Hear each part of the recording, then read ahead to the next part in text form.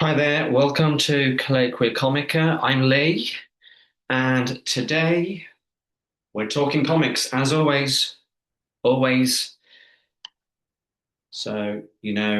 Barry's here, he's ready to chat, and so's Wally. So, Wally and Barry are both here to chat comics. No culture wars, no toxic uh, nonsense. No AI generated clickbait pictures, just lo-fi, old-fashioned chat about the stuff that matters. So today we're looking at, we're going to look at the new Flash DC Finest.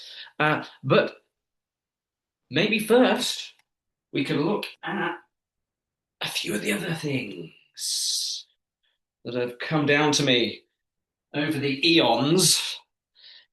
Yeah, so we'll have a look at the DC finest Flash, and maybe have a deep dive on one of my maybe one of my favorites or something.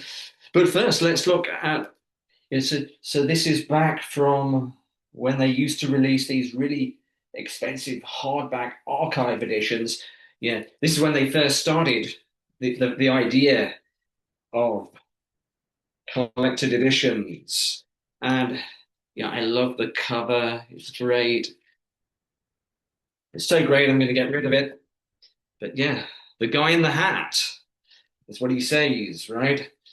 It was the guy in the hat. It was the hat. Yes, he had a colorful costume. Yes, he had a spiffy insignia in arguably one of the greatest superpowers of all time. But today, 60 days later, when fans recount their memories of Jay Garrick, the first thing they mention is the hat.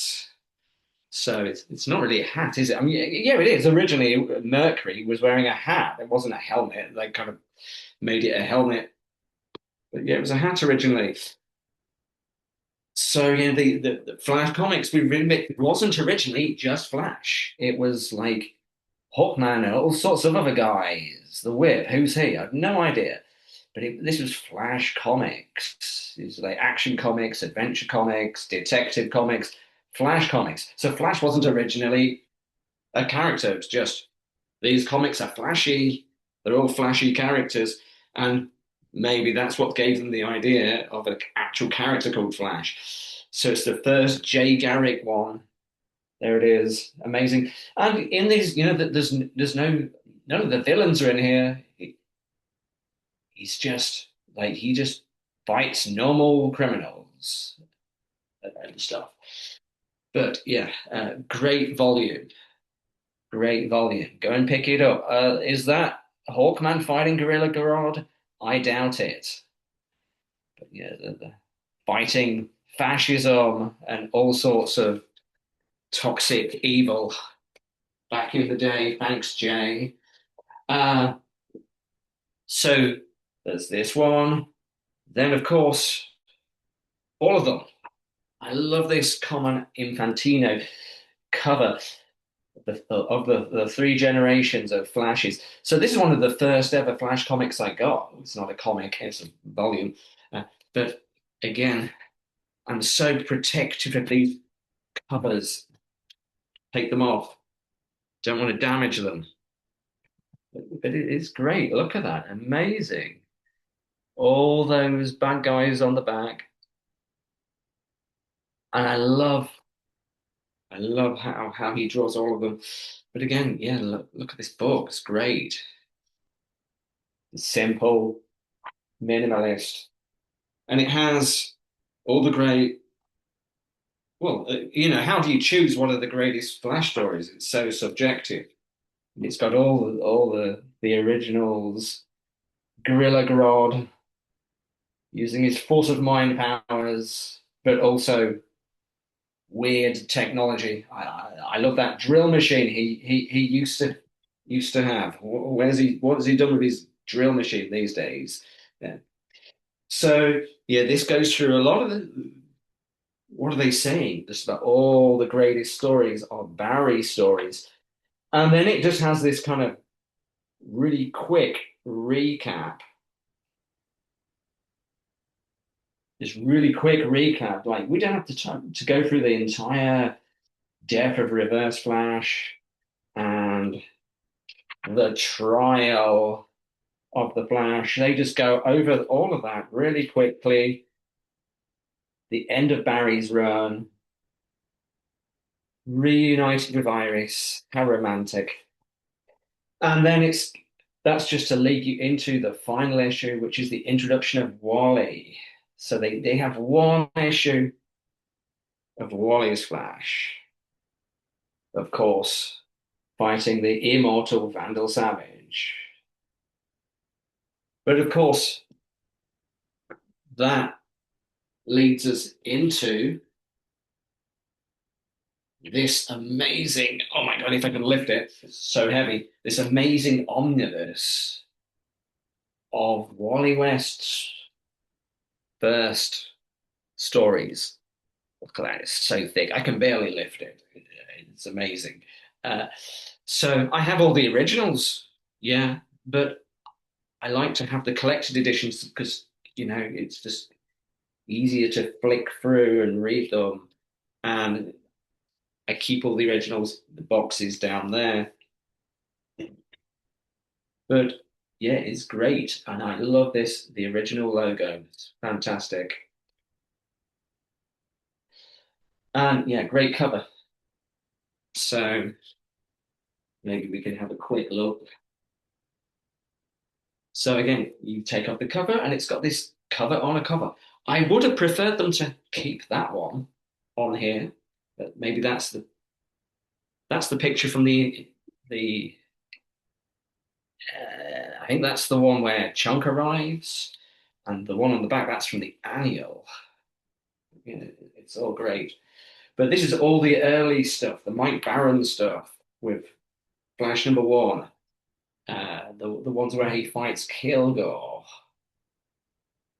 the introduction of Chunk, where Chunk takes him off into some parallel dimension. Why did Chunk in the TV show? Why did he never get his powers? He's introduced in the first episode with his powers, but never used them.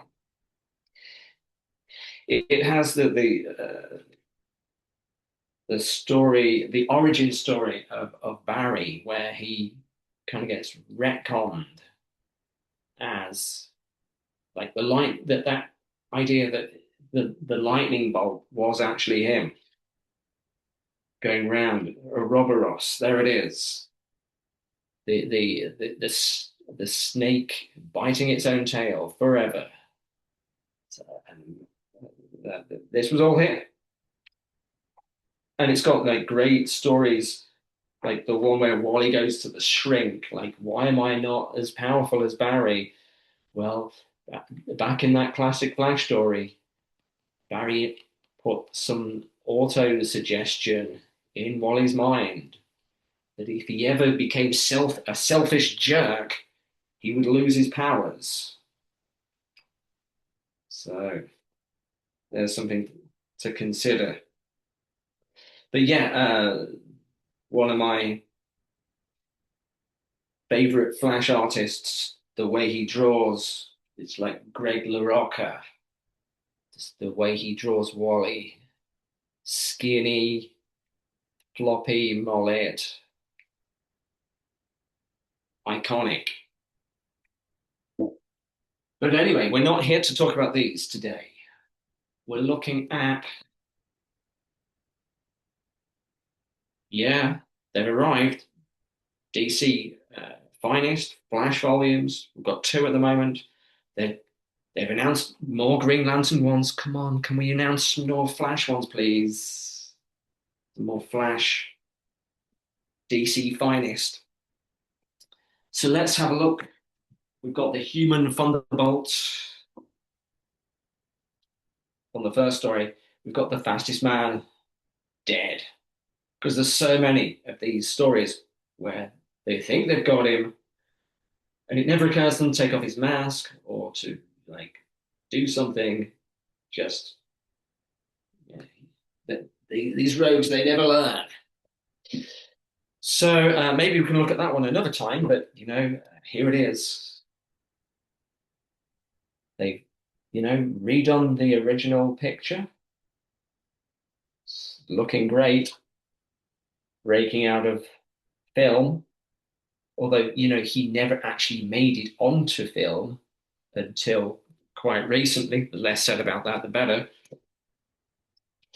But yeah, it looks great. These ones have been reprinted many, many times, but it's great to have, you know, everything here. All the showcase ones, right up to where Jay comes back. So we've got showcase 4 here. There's all great stuff. So that's the one with the turtle. What else have we got? Some random guy. I've no idea who that is. There's a lot. Yeah, they're trying stuff out. There's a lot that just never reappeared. They really didn't stand out. But you've got so many first appearances here. First appearance of Captain Cole, Carmen Infantino, Speed Blur. What else have we got? The ongoing drama with Iris. Will he never tells her? Uh, Around the world in 80 seconds or something. Demolish a pyramid. Well, I just put it back up. It'll be fine. Mr. Element. Dr. Alchemy. Flash number one, although it wasn't number one, was it? It was 105 because they just continued with Jay's numbering. That confused a lot of people at the time. Like, where can I find the earlier ones? They reprint all these flashbacks too. I love these. Like these really weird, but it's great. Like to get kids reading stuff about science. Then, of course, is what we saw earlier, Gorilla Grodd, which originally was an actor that thought he was being possessed, but had nothing to do with it. The Pied Piper. So a lot of these villains were introduced because, like, how do you realistically combat super speed? Well, like super slowness, super coldness, super heat. This the idea behind Heat Wave and Captain Cold and Pied Piper was vibrations and the speed of sound, but obviously flash is faster than sound, so it's not going to work.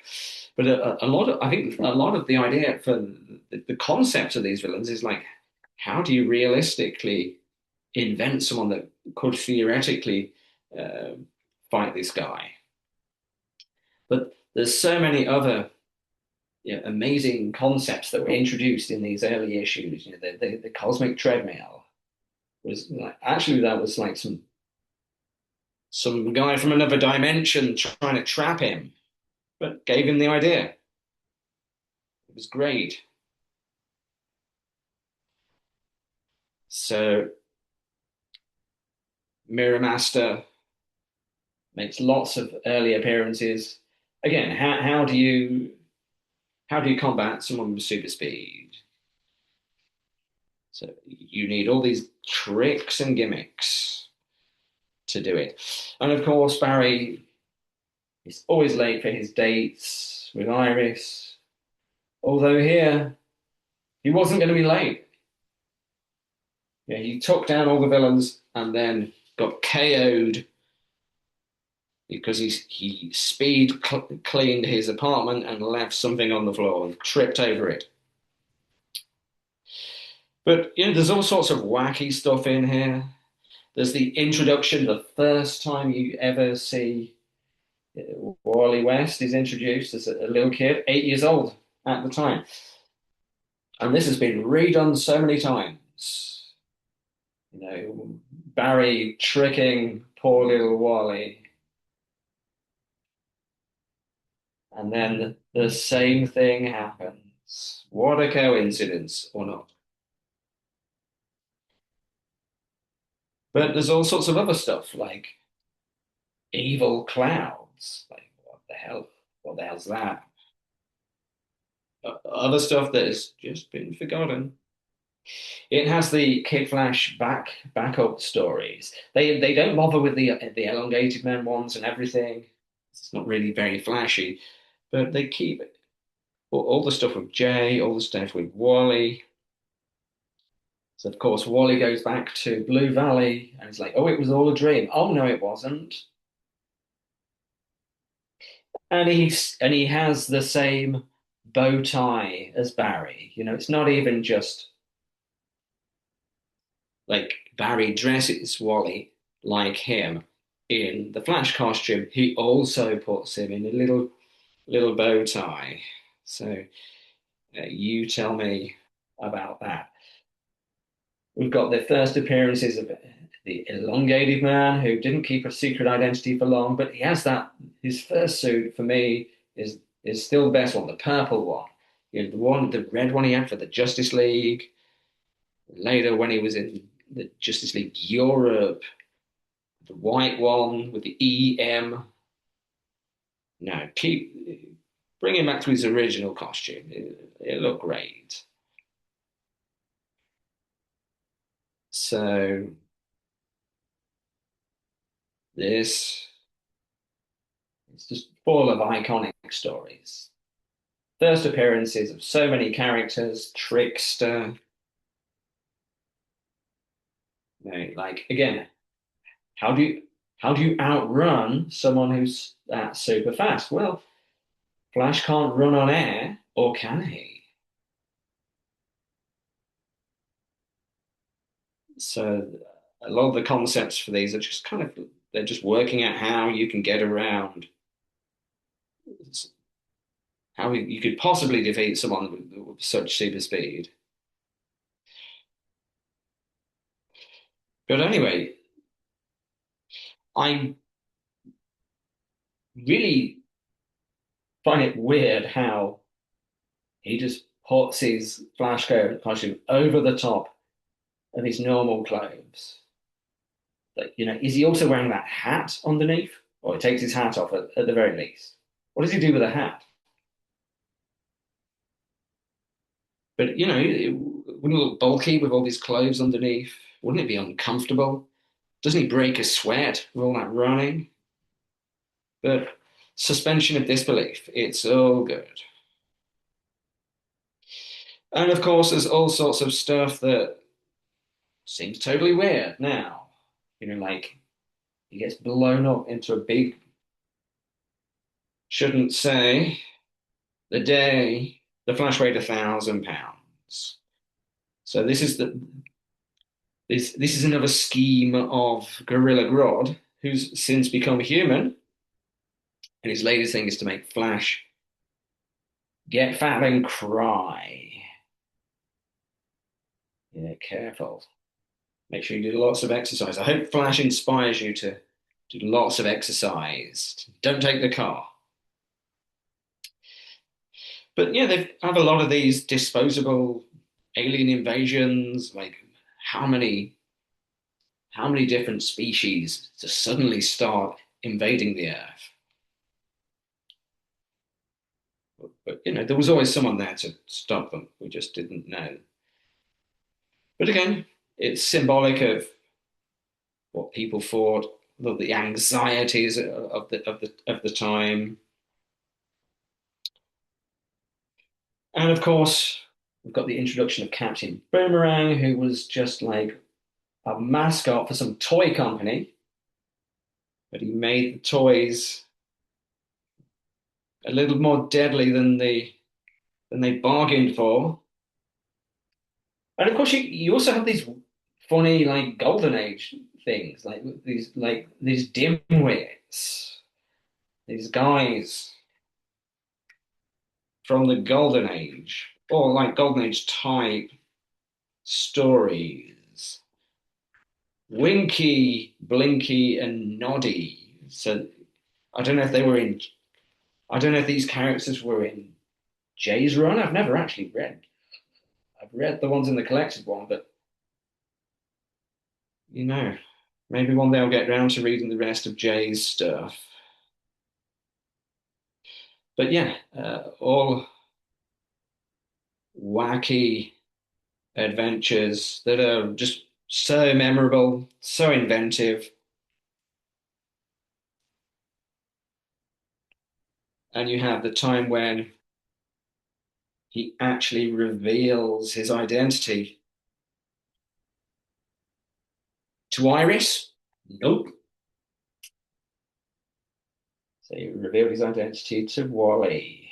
Maybe that was the first one. Not Ralph. Certainly not Green Lantern yet. But Wally's the first one to know. It's like, how's he get in touch with him? So that's pretty much the first volume. Oh, I forgot the most iconic one of all. How many times has that cover been redone? How many times have they redone that? Hundreds. So he breaks the dimensional barrier, the meta story of, he was a Flash comics fan and then finds out it wasn't just a comic. The guy really existed, but with his ability to, vibrate into other dimensions. So, they're bringing back at first the original Flash and eventually the whole Justice Society. This is what essentially led to the Crisis later. It's no surprise that Flash is so central to Crisis because he's the one that started it all. These multiple Earths. You know, so no Flash, no multiverse. So they brought back these Golden Age characters: the Thinker, the Shade. Is it the Shade? The Fiddler, the Thinker, and the Shade. So Golden Age characters, the original Rogues Gallery. But of course, they have to team up in order to take them down. And the rest is history. Yeah, so it's great to have, like all of these original stories because they're so influential. So maybe we could have a quick look at the first one of all.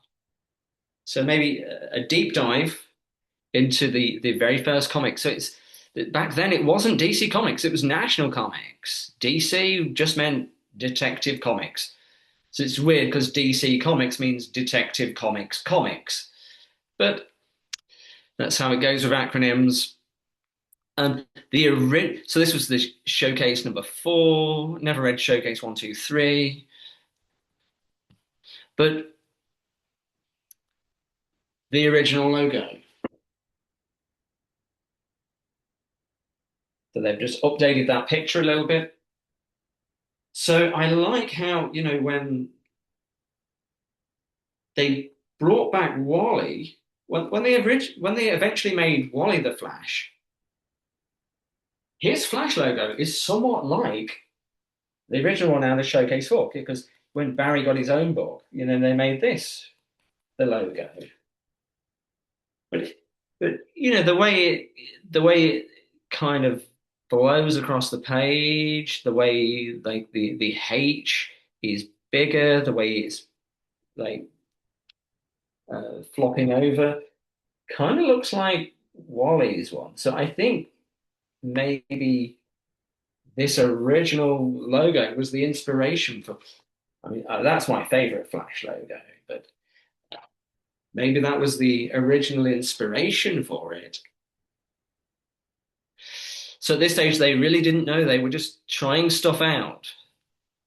I love these old adverts. But no, don't buy any of this stuff. Don't be manipulated by adverts. So, popping out of the pages, the meta narrative, the comic within a comic. This is the startling tale of the Flash, a man who was so fast that he not only outraced his shadow, but also broke through the sound barrier on foot. But what happens to the fastest man alive when he battles the slowest man on Earth? Is his incredible speed a help or a hindrance? Hold on to your seat for the amazing answer as you read Mystery of the Human Thunderbolt. Yeah, so, what happens? Well, you can pretty much guess what will happen. Now, Turtle is always like, oh, I tried to use slowness against the Flash, and it never worked. So is he going to be so fast he just runs straight past? So this is back in September, October 56, 30 years before the crisis. So again, it starts off, they're detecting something moving way too fast. It must be a UFO, but it's on the ground. Could it be aliens? Nope, something else. We don't know what it is. So we cut to a scene in Central City. There's a thunderstorm, but Barry's chilling out with his milk and sandwiches, reading the January issue of Flash Comics. But it's just a comic, Barry. But it's that, wish fulfillment. But he was inspired to become a scientist. So all this Flash stuff, inspires people to actually, take some wonder in our world. Uh, to believe in the impossible, to become the impossible. So, of course, this picture that's been repeated so many times, the lightning flashes through the window, douses him in chemicals. Which ones? Who knows? Although it's been recreated so many times, he must know exactly which ones they are. But again, like exactly how this happens, later they say they make up the whole meta-human thing, basically mutants, like they have Marvel. But you're not born as a meta. You just kind of have a gene that is susceptible. That if you have an accident that would most likely kill people, some people, the meta gene is activated, therefore protecting them, and I don't know, taking their DNA to the new level or something. So that's how they explain it. But it doesn't matter. Suspension of of disbelief. So, of course, he doesn't go into a coma. Vibe doesn't have to wake him up playing Lady Gaga or anything. He's just instantly the Flash. And of course, he's late, tries to catch a cab, but oh, you don't even need a cab now. So, loses his hat. Maybe that's why Jay's hat had to become a helmet so that it was heavy enough not to fly off of his head. But he's not convinced. Oh, I just imagined it all. But then, yeah, as fate would have it, clumsy waitresses are always spilling stuff. It just happened to be that one time. So, he wasn't exactly hungry like Wally because, Barry, he's become pure energy now. Yeah, he's no longer physically human in a body of flesh and blood. But he's still got the human custom of eating, just for the sheer fun of it. So again, we get into the phenomenology of it here. Is the food going more slowly, or is he going fat more quickly? How how is this perceived? So it's kind of simultaneously he's perceiving it more slowly while also being faster, and he's instantly in control. He doesn't make any mistakes. And of course, the waitress doesn't think anything of it. She also thinks that she is hallucinating, but he still manages to rationalize it away and just go about his normal day. But like suddenly, all sorts of stuff starts to happen, like this. But these things would have happened anyway, but he would never have noticed that the bullet streaking and the clumsy guy accidentally saves the woman of his dreams. But there's no doubt about it. And he's going to keep it to himself. But it's that, the lightning chose him, the Speed Force chose him. He wanted it so badly that it chose him. So believe in the impossible, everybody. Maybe one of you will become the next Flash. Maybe they really are off in some other dimension of the multiverse. But yeah, he's inspired by the original Flash. And I love how they've retconned Jay to have the circle and Wally's two-pronged lightning bolt there. So way back then, it only cost 10 cents. Have they pumped up the price since then? How much was Showcase for? Only 10 cents. So yeah. Well done, DC, or well done, National Comics. Only 10 cents for all of this amazing stuff. So, yeah, he's fast, but,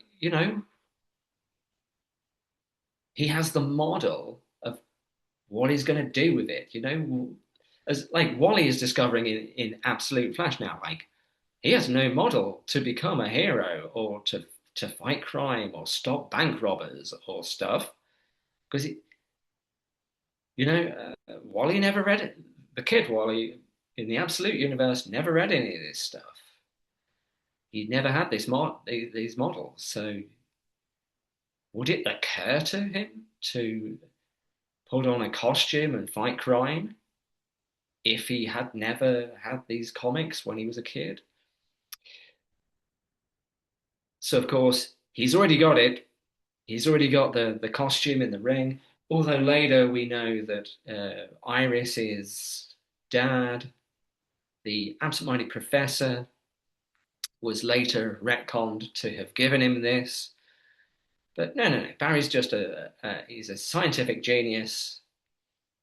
He's more interested in science for its own sake and as a practical application rather than to rather than for his own aggrandizement. So, that works on two levels. He's quite happy to be this amazing genius who just has a police cop's salary, so he's always putting others before him. And the same goes for his inventions. The same goes for him. He's trying to help people right from the beginning, even before he has the powers. So, that's the important thing. But, the suit comes out of the ring. Even the metal parts shrink. And like how originally it's not like some metal thing or a real actual bell. Those are just images on the fabric. The same as his boots. His boots also expand on contact with air. They're not actually boots. They're just like part of the fabric. But it's all fun and games. But again, this is what kind of Wally gets to. Wally's character is always like developing. And Barry just knows how to do everything immediately. Like he's right from the very beginning, running down and up buildings, vibrating through solid matter. He's kind of already fully formed right at the beginning. But the writers back then, they they didn't know if this was going to run or not. They wanted, yeah, they wanted to make it as amazing as possible right from the beginning, just so it would catch on, and it did. Yeah, this is the most important comic in at least superhero history, because the Golden Age characters were pretty much forgotten. This relaunched everything. This changed the ball game for Marvel, but for the rest of all of it. And who knows, like maybe another 10, another 20 years, they could have relaunched stuff, but this made it different. And the Flash is the first one there. But these are pretty low.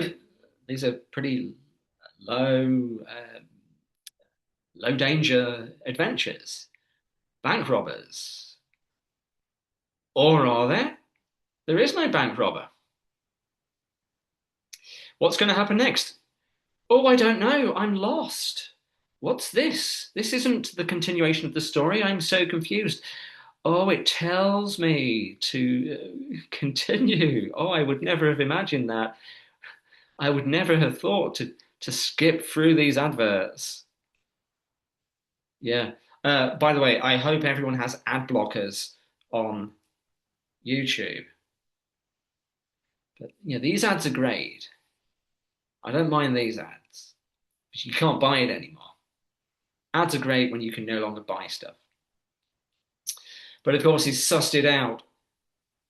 He was just really slow at committing the crime. He was so slow, he just hadn't gotten round to it yet. He's so slow that he evaded the cops. So is that him here? Nope. Of course, he's so slow, he's got it all sussed out. He's methodical, clear. He knows what he's doing. He's thought it, he spent years and years and years planning this slow crime, and then suddenly Flash comes along. But yeah, believe in the impossible, believe in coincidence. So Jay had the turtle back on his world, but we have Turtle Man. Spider-Man, Batman, why not Turtle Man? And he talks slowly. He doesn't know. You get the idea. So he's going to escape. But, does he choose the fast motorboat? No way. He chose the slow rowing boat because, we can't rely on the convenience of modern technology. Oh, what a genius. What an evil genius. But he didn't know that the Flash could perform the blasphemy of not quite walking on water, running. Jesus could just walk, wasn't sustaining himself with super speed, but yeah, the parallel is there. But there's no escaping because again, he just automatically knows. He just automatically knows these things. He knows there's no, maybe I'll try this first, but he finds out by doing things, like there's no, it's baptism of fire, throw you in at the deep end. Well, he didn't actually go in the deep end, he just ran over the deep end. And it worked. But, again, hindered by his super speed until he starts the first time spin him round. Does he never get dizzy doing this? Does he also have this? the super ability to not get dizzy. But from his perspective, it's the phenomenology of it all. Like from his perspective, he's not going really quickly. If you at a moderate pace run round in a circle of equal diameter, I doubt you would get dizzy. So maybe that's just how it seems. It doesn't seem to him like he's going quickly. But how boring might it seem that way? Like from his perspective, it seems like he's just running around in circles for literally eons.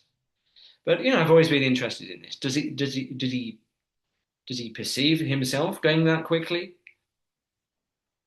but while also managing to keeping control with his reflexes, or does it just feel like like it's taking for absolute ever? But right from right from the very beginning, it never using super slowness just never worked. Unfortunately, poor turtle guy.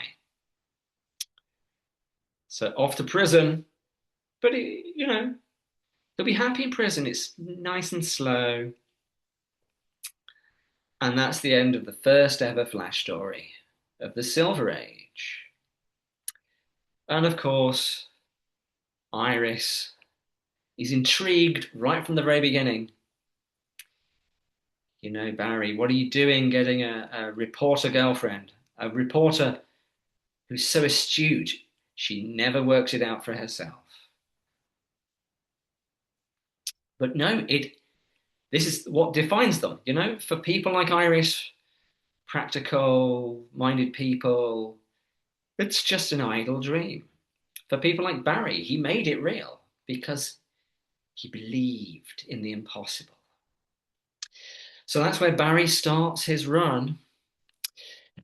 Anyway, I hope you enjoyed this. So, yeah, we started off looking at a few of the other collected volumes, then these more up to date ones. Hopefully, there'll be more coming soon.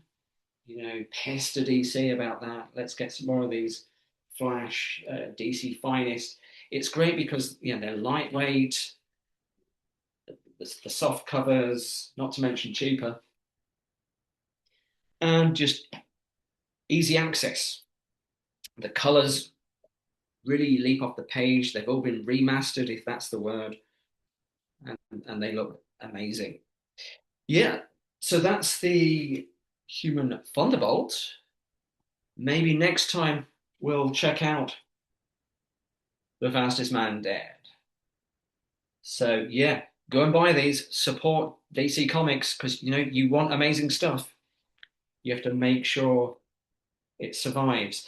I don't want to get into the hyperbole of oh my god, it's end of the world, DC Comics. But yeah, use it or lose it. Support these things. Put your money where your mouth is. I obviously I don't buy all of them, but uh, as far as possible. And I've not got all the originals, but I've got quite a few random Barry ones. I don't have all the numbers. Eventually, I managed to jigsaw puzzle all the Wally ones together into the complete run, but the Barry ones, it's still a hodgepodge. So that's why it's great to have these collected volumes where you can just read through and yeah, it makes sense. But they do work as individual stories, so like there's no having to rebadge every issue as a new number one because each individual issue was like a jumping on point because they didn't have those long convoluted storylines, at least until Carrie Bates came along, and then the rest is history. Anyway, let me know. Do you have a favorite DC finest? Any you want them to release? Which period of Flash do you consider the finest? I've got my ideas, but I'd like to hear yours. Uh, Stay in touch, keep watching, And yeah, have a great day. Bye.